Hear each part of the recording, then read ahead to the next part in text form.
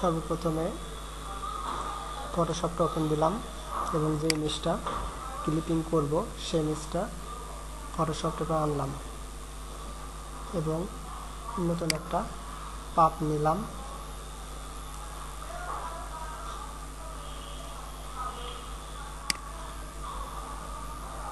এখানে জুম 300, 350, 400 করলে সবচেয়ে ভালো হয়।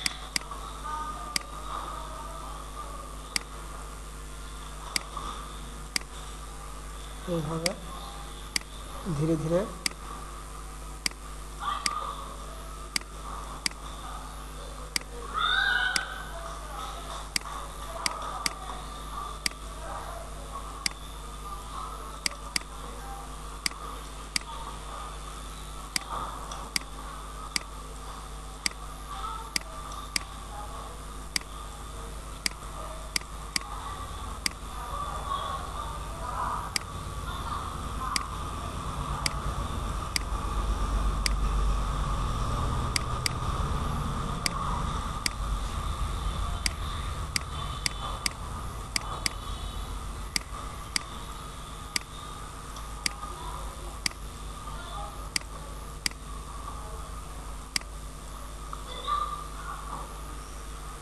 এইভাবে পেন টুল দিয়ে একটা ইমেজকে ক্লিপিং পাথ করা সম্ভব।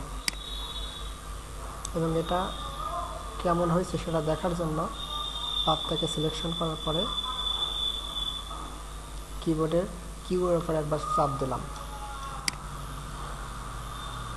এবং দ্বিতীয়বার দিলে এটা রিমুভ হয়ে যাচ্ছে। এইভাবে একটা ইমেজকে ক্লিপিং পাথ করা হয়।